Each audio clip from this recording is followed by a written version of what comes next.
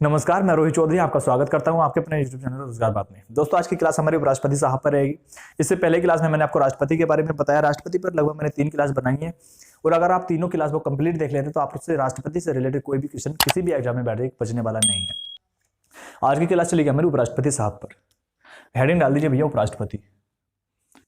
उपराष्ट्रपति, vice president, उपराष्ट्रपति। भारत का सर्वोच्च अगर पद की बात आए तो किनका होता है? राष्ट्रपति साहब का होता है। और उनके बाद अगर दूसरा पद देखा जाए तो उपराष्ट्रपति साहब का ही होता है। ठीक है, राष्ट्रपति साहब के बाद दूसरा पद जो सम्मानित पद होता है वो उपराष्ट्रपति का ही होता है। क्लियर है? और इनका जो उपराष्ट्रपति का पद है कहाँ से लिया गया, अगर इनकी बात आ जाए तो आपको बताना भैया, यूएसए से लिया गया है। कहाँ से लिया गया है? यूएसए से लिया गया है। अभी जनवरी में वहाँ की जो उपराष्ट्रपति बनी है वो भारतीय मूल की ही महिला है, कमला हैरिस। वो क्या बनी है? वहाँ की उपराष्ट्रपति बनी, डेमोक्रेटिक पार्टी से है। ठीक है, अब बात चलती है हमारी अनुच्छेद पर। अनुच्छेद तो मैं 62 तक आपको पहले बता चुका हूँ और आज शुरू होगी हमारी स्टार्टिंग क्लास होगी अनुच्छेद 63 से। अनुच्छेद 63 में क्या बताया गया है? अनुच्छेद 63 में बताया गया है कि भारत का एक उपराष्ट्रपति होगा। अनुच्छेद 63 में क्या बताया गया है? अनुच्छेद 63 में बताया गया है कि भारत का एक उपराष्ट्रपति होगा। ठीक है, बस इतनी आपको एक बात याद रखनी है अनुच्छेद 63 में। इससे ज़्यादा कुछ नहीं पूछेगा। क्या पूछेगा कि भैया उपराष्ट्रपति के बारे में किसमें बताया गया? अनुच्छेद 63 में कि भारत का एक उपराष्ट्रपति होगा। क्लियर है? कोई दिक्कत? अब बात चलती है अनुच्छेद हमारी 64 में। इसमें क्या बताया गया? इसमें बताया गया जो उपराष्ट्रपति होगा वो राज्यसभा का पदेन सभापति होगा। अनुच्छेद 64 क्या बोलता है हमको? जो मतलब उपराष्ट्रपति साहब होंगे वो क्या होंगे? राज्यसभा के पदेन सभापति होंगे। ठीक है, किसमें बताया गया है? अनुच्छेद 64 में बताया गया है। मतलब कैसे होता है? देखो, अभी मान लीजिए ये संसद है। ठीक है, एक साइड इसमें 2 सदन होते हैं, एक तो लोकसभा होता है और एक होता है राज्यसभा। ठीक है, अब एक बात बताओ, यहाँ जो इसका लोकसभा का जो अध्यक्ष होता है वो कौन होता है? लोकसभा में से कोई एक होता है।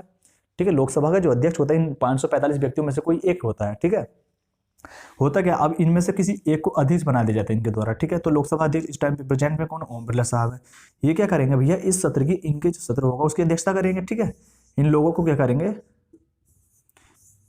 ओम बिरला साहब क्या करेंगे, जो कोटा से जीत कर आए थे चुनाव, ये क्या करेंगे? ये इन लोगों को की अध्यक्षता करेंगे। ठीक है, इन लोगों का भी आपको एक इमेज देख रही होगी। इसमें क्या करेंगे? इसमें ये जो स्पीकर है, लोकसभा के जो स्पीकर है ओम बिरला साहब, ये क्या करेंगे? इनको मतलब इनको देखेंगे। ठीक है, अगर कोई भी बातें होती है इनकी सुनते हैं। ठीक है, इनकी बातें क्या कर रहे हैं? आपने देखोगे बातें इनकी सुन रहे हैं, इनके हर किसी की जो अपनी अपनी बातें रखते हैं। ठीक है, इनके सामने। लेकिन राज्यसभा में क्या होता है? राज्यसभा में जो उपराष्ट्रपति होते हैं इसके सभापति होते हैं। राज्यसभा के सभापति की अगर बात आ जाए तो कौन होते हैं? उपराष्ट्रपति होते हैं। और इनका क्या कार्य होता है भैया? ये सबसे पहली बात तो ना राज्यसभा के सदस्य होते हैं और ना लोकसभा के सदस्य होते हैं। कभी कभी बन जाता है ऑब्जेक्टिव कि जो उपराष्ट्रपति होते हैं वे कौन से सदन के सदस्य होते हैं, तो आपको क्या मिलेगा? लोकसभा राज्यसभा किसी के नहीं। ठीक है, आपको क्या करना भैया? किसी के नहीं होते, ना लोकसभा के होते हैं ना राज्यसभा, किसी भी सदन के ये सदस्य नहीं होते हैं उपराष्ट्रपति साहब। ठीक है, क्लियर?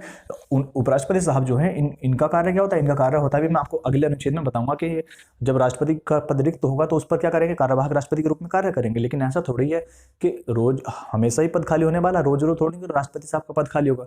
तो इसलिए इनको क्या कर दिया जाता है? इसलिए इनको राज्यसभा का पदेन सभापति बना दिया जाता है। ठीक है, अभी मैं तेज तो नहीं बोल रहा हूँ। अगर भाई अभी भी मैं तेज बोल रहा हूँ तो कमेंट में जरूर बताइए, मैं कल को और स्लो बोलने की कोशिश करूंगा। ठीक है, तो होता क्या भैया? राज्यसभा के जो पदेन सभापति बना दिए जाते हैं उपराष्ट्रपति साहब होते हैं। क्लियर है? कोई दिक्कत?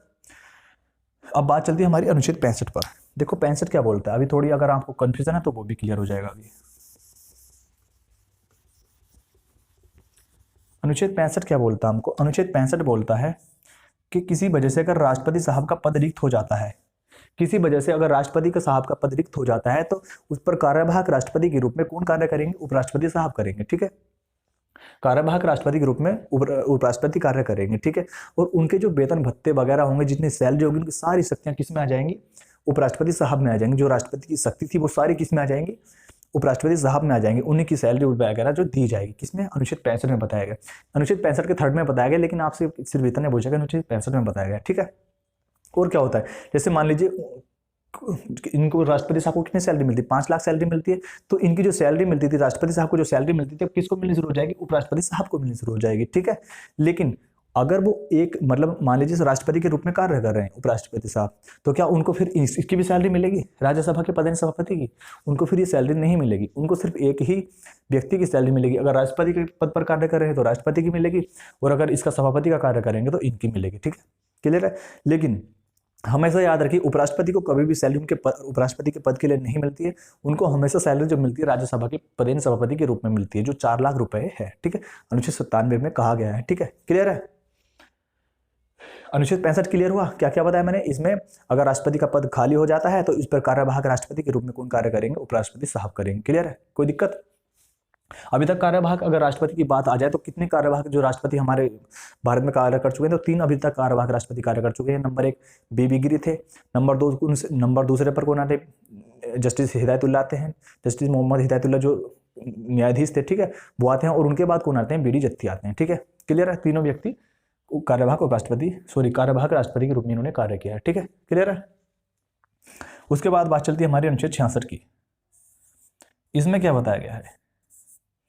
इसमें बताया गया कि उपराष्ट्रपति के निर्वाचक मंडल के बारे में बताया गया। ठीक है, अनुच्छेद 66 में क्या बताया गया? इसमें उपराष्ट्रपति के निर्वाचक मंडल के बारे में बताया गया है।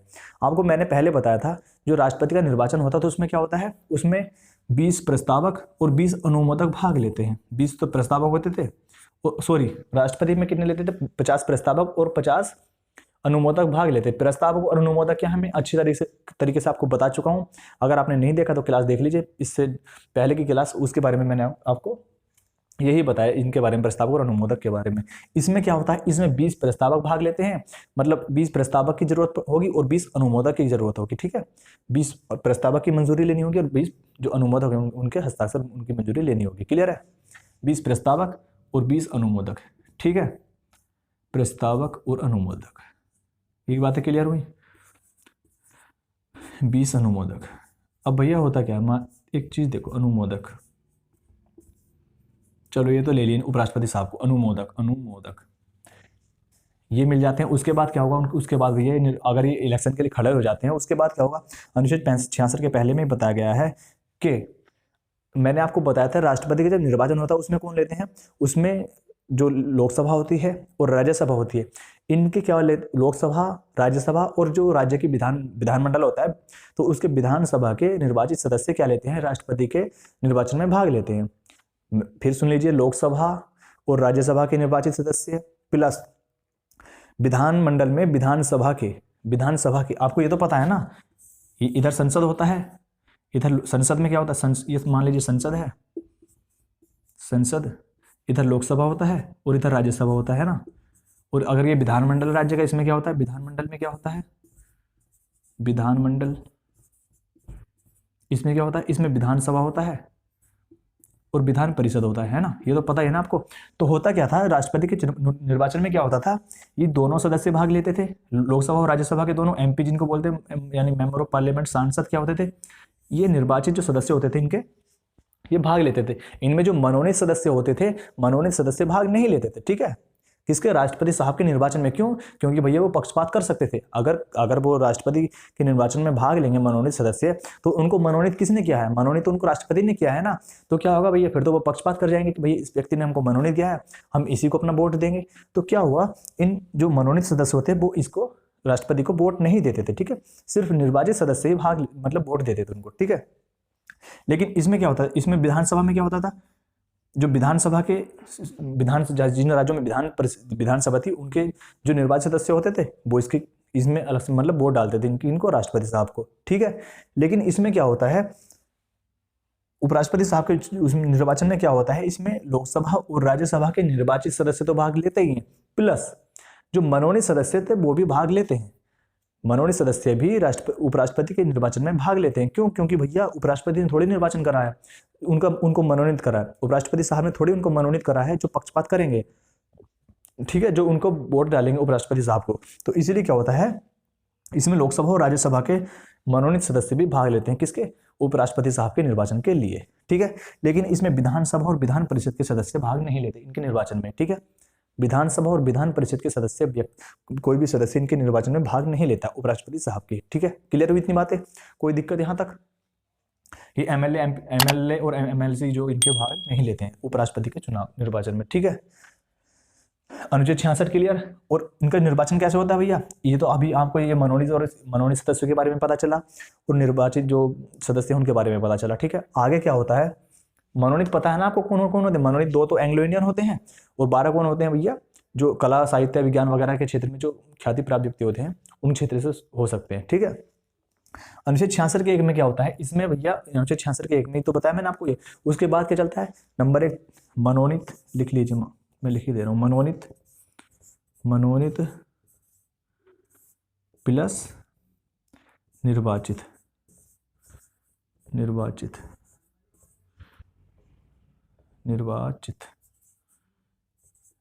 सदस्य, ठीक है।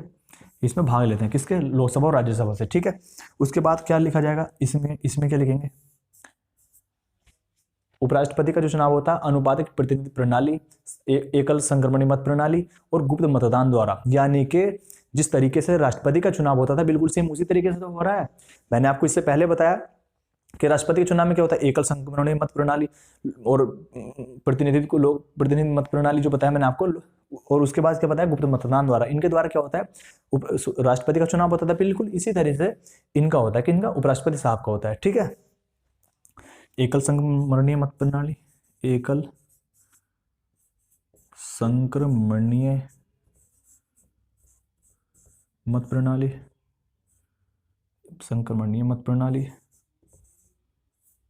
प्रणाली,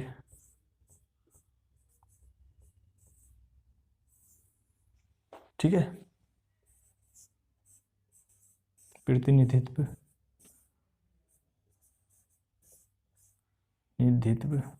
मत प्रणाली, ठीक है, मत प्रणाली। उसके बाद चलता है गुप्त मतदान। गुप्त मतदान के द्वारा क्या होता है, ये तीनों चीजें क्या है मैं आपको डिटेल में बता चुका हूं, ठीक है, बताने की जरूरत नहीं है ना। प्रतिनिधि मत प्रणाली और एकल संक्रमणीय मत प्रणाली और गुप्त मतदान क्या है, ये तीनों चीजें आपको मैं बता चुका हूँ डिटेल में, ठीक है। उसके बाद क्या होता है भैया, अगर आपने नहीं देखी तो क्लास देख लीजिए, मैं फिर बोल रहा हूँ बहुत इंपॉर्टेंट क्लास, जितने भी इससे पहले डाली है मैंने, आपको ऐसे थोड़ा कंफ्यूजन जरूर रह जाएगा अगर आप यही क्लास ले रहे हैं तो, ठीक है। अनुच्छेद 66 का 1 क्लियर। उसके बाद चलती है हमारी अनुच्छेद 66 के दो की।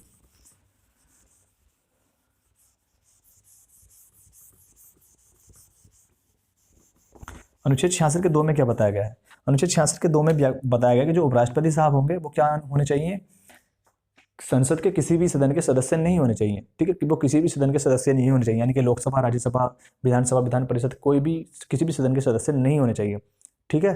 किसमें बताया गया, मुझे 66 के 2 में बताया गया। अगर किसी वजह से होते हैं तो उनको क्या करना होगा, पद ग्रहण करने के बाद उस पद को छोड़ना होगा। पद ग्रहण करने के बाद क्या होगा, उनको पद को छोड़ना होगा, ठीक है, क्लियर है। उसके बाद बात चलती है अनुच्छेद 66 के 3 की। अनुच्छेद 66 के 3 में क्या बताया गया है, लिखते रहिए भाई, साथ साथ बहुत इंपॉर्टेंट चीजें आए। अनुच्छेद 66 के 3 में क्या बताया गया, इसमें बताया गया है उपराष्ट्रपति साहब की योग्यता के बारे में। इसमें क्या बताया गया है, उपराष्ट्रपति साहब की योग्यता के बारे में बताया गया है। सबसे पहले तो वो भारत का नागरिक होना चाहिए, जो राष्ट्रपति साहब के लिए होता था। उनकी उम्र 35 वर्ष हो, राष्ट्रपति साहब की वो होती है, प्लस वो किसी वजह से मतलब किसी भी तरह से पागल या दिवालिया ना हो, मतलब नीरव मोदी, विजय माल्या ना हो, ठीक है। और उसके बाद क्या होना चाहिए, उसके बाद भैया दिवालिया मतलब समझते हैं ना, जो मतलब कर्ज वगैरह लेकर चुकाने के योग्य नहीं, चुका नहीं सकता, ठीक है, उसको दिवालिया बोलते हैं। उसके बाद क्या होना चाहिए, उसके बाद भैया बात चलती है हमारी, वो राज्यसभा का सदस्य होना चाहिए। कौन, जो उपराष्ट्रपति बनने के लिए जा रहा व्यक्ति। और लोग, अगर मैं उसकी बात राष्ट्रपति साहब की बात करता हूँ तो राष्ट्रपति के लिए क्या योग्यता है कि वो भारत के नागरिक होने के साथ साथ 35 वर्ष की उम्र होने के साथ साथ पागल दिवालिया न हो और लोकसभा के सदस्य बनने की योग्यता रखता हो। उसमें लोकसभा सदस्य बनने की योग्यता रखते हैं और इसमें राज्यसभा का सदस्य बनने की योग्यता रखते हैं, ठीक है, बस इतना अंतर इसमें, क्लियर है। इतनी चीज अनुच्छेद 3 में बताया गया योग्यता के बारे में। उसके बाद बात चलती है अनुच्छेद 66 के 4 की। अनुच्छेद 66 के 4 की, इसमें क्या बताया गया, इसमें बताया गया कि किसी भी लाभ के पद पर ना हो, किसी भी लाभ के पद पर मतलब सरकार से कोई लाभ प्राप्त ना कर रहा हो, या सरकारी नौकरी पर ना हो, ठीक है। अगर किसी वजह से सरकारी नौकरी पर कोई व्यक्ति है तो उसको क्या करना होगा, उसको पहले पद त्यागना होगा, उसके बाद क्या करना होगा, उपराष्ट्रपति साहब के लिए इलेक्शन के लिए लड़ना होगा, ठीक है, क्लियर है। अनुच्छेद 66 क्लियर। अब चलते हैं अनुच्छेद 67 की। अनुच्छेद 67, इसमें अब हो गया भैया चुनाव, ठीक है, निर्वाचन तो हो गया। उसके बाद क्या होगा, अब कार्यकाल चलेगा, तो 67 में डाल दीजिए कार्यकाल। अनुच्छेद 67 क्या बोलता है, अनुच्छेद 67 बोलता है कार्यकाल के बारे में। उपराष्ट्रपति साहब के कार्यकाल के बारे में कौन सा अनुच्छेद बताता है, अनुच्छेद 67 बताता है। उपराष्ट्रपति साहब का 5 वर्ष का कार्यकाल होगा, उनको पद से कैसे हटाया जाएगा, जैसे बिल्कुल सेम मैंने आपको राष्ट्रपति से के बारे में बताया, क्योंकि वो पद से कैसे हटाए जाते हैं। मान लीजिए यहाँ क्या है, लोकसभा है, और इधर राज्यसभा है। तो राष्ट्रपति को पद से हटाने के लिए क्या होता था, आप किसी भी सदन में इनका प्रस्ताव ला सकते हैं राष्ट्रपति साहब को हटाने के लिए, चाहे तो आप पहले लोकसभा में ला सकते हैं, राज्यसभा में ला सकते हैं, ठीक है। लेकिन उपराष्ट्रपति साहब में इनको पद से हटाने के लिए सिर्फ एक अंतर होता है कि इनको पद से हटाने के लिए क्या होता है, सिर्फ राज्यसभा में पहले प्रस्ताव लाया जाता है, ठीक है। राज्यसभा के बाद फिर लोकसभा में ले जाया जाएगा। राज्यसभा में लाने के लिए क्या होगा भैया, इनके जब प्रस्ताव आएगा तो 1/2 यानी कि 25%, 1/4 क्या होगा, यानी कि 25% मत की मंजूरी चाहिए कि हमको इन पर क्या चलाना, महाभियोग वगैरह चलाना। हालांकि महाभियोग शब्द का प्रयोग होता नहीं है, लेकिन प्रोसेस बिल्कुल सेम चलती है। लेकिन अगर महाभियोग की बात आए तो महाभियोग सिर्फ एक ही व्यक्ति पर लगाया जाता है, वो होते हैं राष्ट्रपति साहब, ठीक है। अन्य किसी व्यक्ति पर महाभियोग नहीं चलाया जाता, लेकिन होता प्रोसेस बिल्कुल उसी की तरह, राष्ट्रपति पर जो महाभियोग चलाया जाता है उसी की तरह होता है। इसमें 25% मत चाहिए उनको, उनकी मंजूरी के लिए कि हम इनके खिलाफ महाभियोग ला रहे हैं, प्लस 2/3 यानी कि 66% मत इसको क्या कर दे, पारित कर दे। अगर 66% मत इसको पारित कर देते हैं राज्यसभा से, इनको महाभियोग से संबंधित जो प्रस्ताव आया है, तो क्या होगा, यहाँ इनको मतलब क्या मान लिया जाएगा, उनको पद से रिक्त मान लिया जाएगा। फिर क्या होगा, 14 दिन पहले, लोकसभा में आने से 14 दिन पहले क्या होगा, उपराष्ट्रपति साहब को सूचना दे दी जाएगी कि अगर आप अपना बचाव करना चाहते तो कर लीजिए, क्योंकि आप बहुत जल्दी यहाँ से भी हटने वाले हैं और आपको क्या कर दिया जाएगा, पद से हटा दिया जाएगा। तो अब क्या करेंगे, उपराष्ट्रपति साहब अपना वकील वगैरह चुन सकते हैं, खुद भी अपनी सफाई दे सकते हैं। अगर वो सफाई देने में असमर्थ रहते हैं, अपने आप को सही सिद्ध नहीं कर पाते, तो उनको यहाँ से भी 2/3 यानी कि 25%, फिर 2/3 यानी कि 66% मत से पारित होने पर यहाँ से भी इनको हटा दिया जाता है, ठीक है। और क्या हो जाता है, उपराष्ट्रपति अपने पद से हट जाते हैं, ठीक है। क्लियर हुआ, पता चला अनुच्छेद 67 में क्या बताया गया, कैसे कैसे वो पद से हटते हैं, कैसे उनका कार्यकाल 5 वर्ष का होता है, ठीक है। क्लियर है। उसके बाद बात चलती है अनुच्छेद 67 की, सॉरी 68 की।